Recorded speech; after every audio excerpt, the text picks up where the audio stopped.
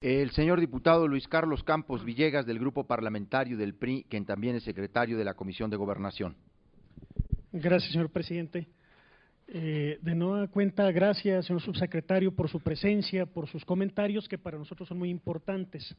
Yo quisiera pedirle respetuosamente ahondara un poquito más en los comentarios a las respuestas que formulaba hace unos minutos, precisamente en torno a que esta declaratoria de afectación a la seguridad interior se está viendo obviamente desde el punto de vista de acotación de las facultades del presidente de la República y ante circunstancias verdaderamente excepcionales, a final de cuentas.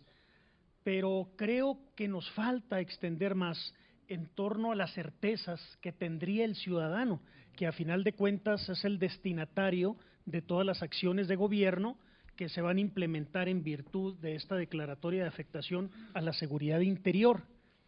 Pero además creo que es muy importante acotar qué va a suceder con las facultades que están diseminadas en otros cuerpos normativos en materia de seguridad pública y que a final de cuentas garantizan los derechos fundamentales del ciudadano y que en ejercicio de esta declaratoria de afectación a la seguridad interior, muchas personas que han comparecido por aquí tienen dudas de que se va a respetar precisamente esos derechos en ejercicio de estas facultades, vamos a llamarlas atípicas, en virtud de esta declaratoria de afectación.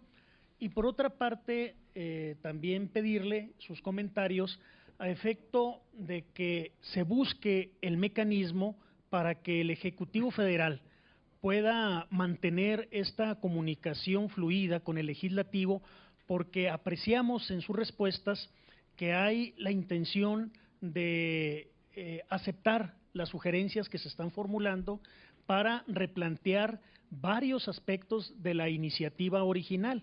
Y es muy importante que entre todos construyamos una ley adecuada donde vayamos todos juntos. Es cuanto. Tiene la palabra el señor subsecretario Rubén Fernández.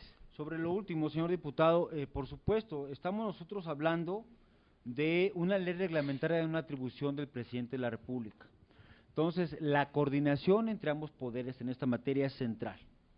Es central. Yo agradezco desde el principio esta comunicación que hemos tenido con ustedes, esta invitación, y además hemos puesto pues a disposición de ustedes la colaboración de la Administración Pública Federal en general, porque estamos hablando de regular una atribución del presidente y tenemos que trabajar juntos en este tema. Habrá cosas en las que estemos de acuerdo, cosas en las que no, pero no será sino a través del diálogo, de la discusión sensata de estos asuntos como podamos avanzar. No tengo una respuesta concreta, diputado, a sus dos primeros planteamientos porque no hallo cómo están planteados en forma concreta. ¿Qué más certeza puede tener el ciudadano respecto de los alcances de la declaratoria de afectación a la seguridad interior? Yo diría, nosotros estamos proponiendo que se publique en el Diario Oficial de la Federación, en blanco y negro, y en un diario de los de mayor, en 3 diarios, periódicos locales.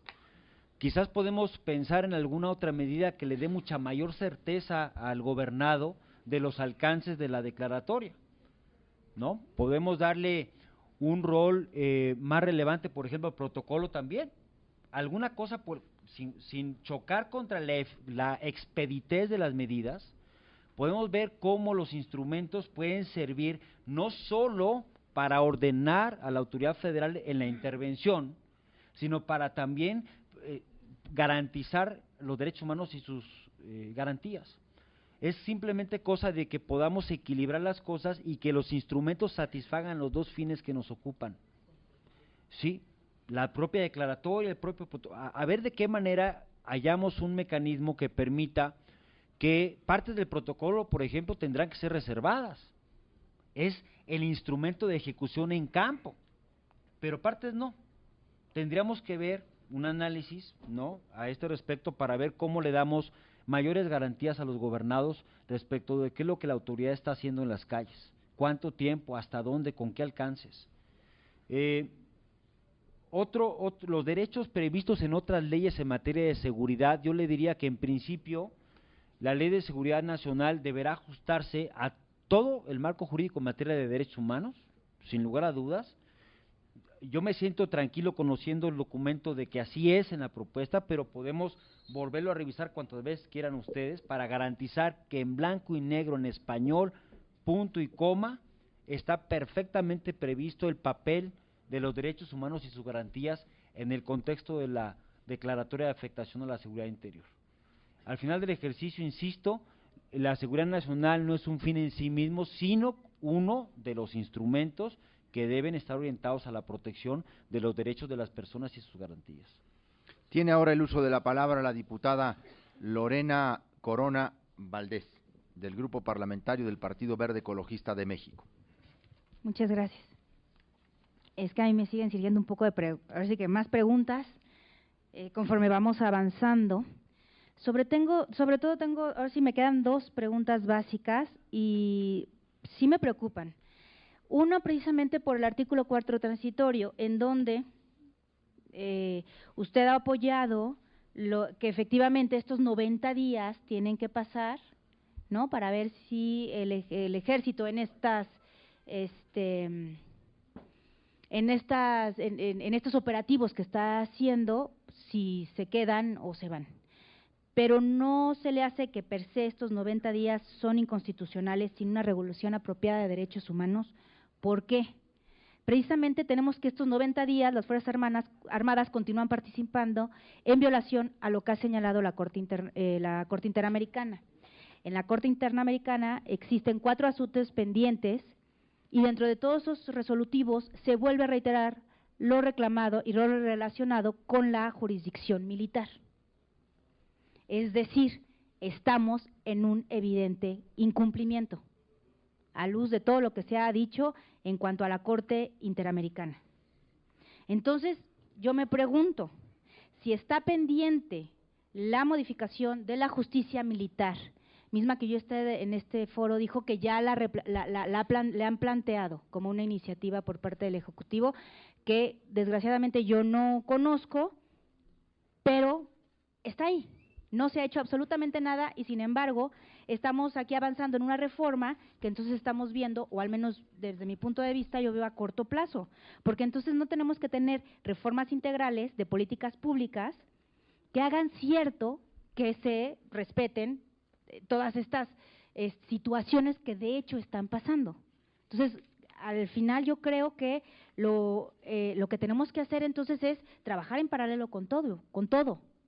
¿Por qué? Porque no podemos dejar a un lado todo lo que es derechos humanos y también tenemos que perfectamente evaluar lo que estamos haciendo en cuanto a la violación que se están detectando por parte de la Corte Interamericana, que el Estado mexicano sigue sin cumplir, que el Estado mexicano sigue siendo sancionado.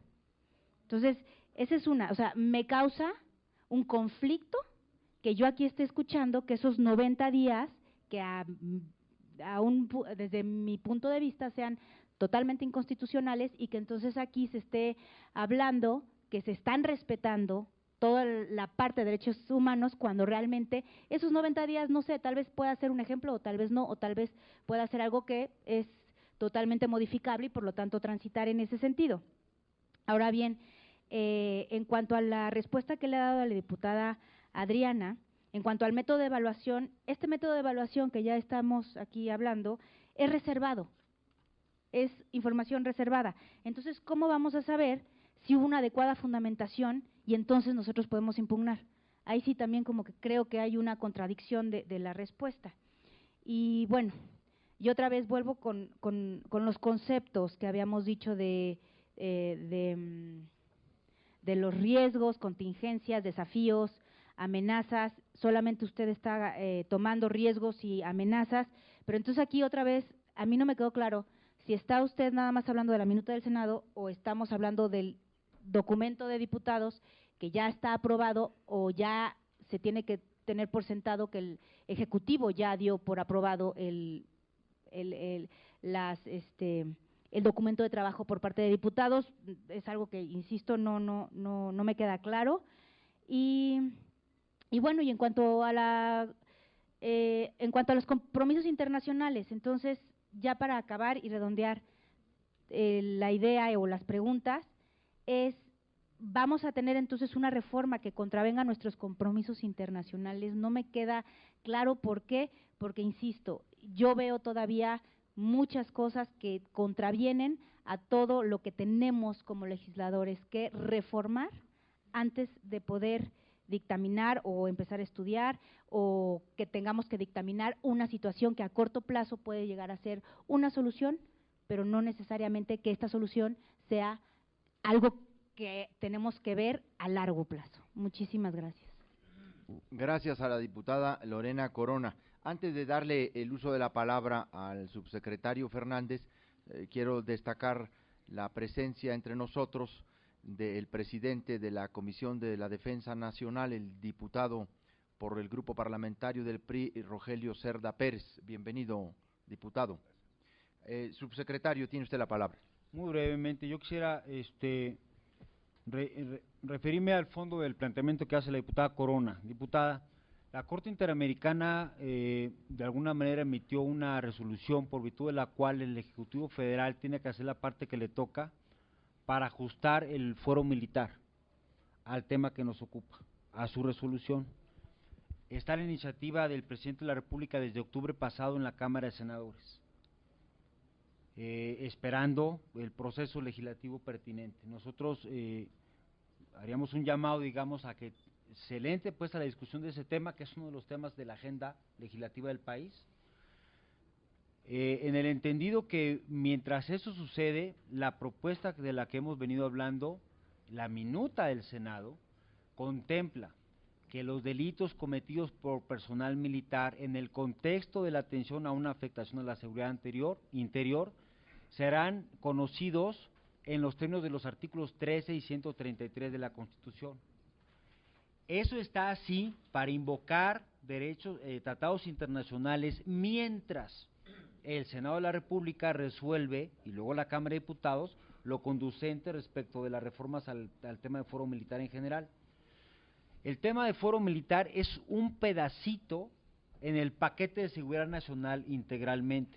Yo quisiera reiterar que desde la perspectiva constitucional, tanto el 89 fracción sexta como el 119, seguridad nacional no es igual a Fuerzas Armadas necesariamente. No significa necesariamente lo mismo. Puede ser lo más común, pero no significa necesariamente lo mismo. La experiencia de la influenza o una cosa similar, más grave de lo que la tuvimos, por ejemplo, podría llevarnos a un riesgo en materia de seguridad nacional si las autoridades civiles, por ejemplo la Secretaría de Salud o el sistema de salud que está descentralizado, se viera rebasado en su capacidad para atender la emergencia, supuesto en el cual un gobernador podría pedir, o el presidente de la República, o el secretario de Gobernación, o el secretario de Hacienda, podrían iniciar el procedimiento para emitir una declaratoria en donde la autoridad federal que intervendría en el contexto de la atención a una afectación a la seguridad interior no sería el Ejército, sería la Secretaría de Salud, por ejemplo. ¿Me explico? Seguridad nacional no es igual a Fuerzas Armadas necesariamente. ¿A qué voy con esto? Que el tema de las reformas al fuero militar es uno de los pedacitos del rompecabezas que estamos atendiendo. Compartimos la preocupación de que ese tema debe ser resuelto y la carta, digamos, por parte del Ejecutivo está presentada en el Congreso de la Unión. Estos 90 días que se proponen en la minuta del Senado como transitorio para que se emita una declaratoria o bien regresen las Fuerzas Armadas a los cuarteles, es una medida transitoria perfectamente legal y constitucional. Simplemente consideremos lo siguiente, hoy es constitucional y así ha habido ya declaraciones y jurisprudencia de la Corte en ese sentido, que las Fuerzas Armadas, colgando, digamos, de la fracción sexta del artículo 89 constitucional, estén haciendo labores de seguridad interior. Pero eso es demasiado directo el ejercicio de una atribución constitucional. Por eso lo que proponemos es, vamos a ponerle reglas al ejercicio de esa atribución por parte del Presidente de la República.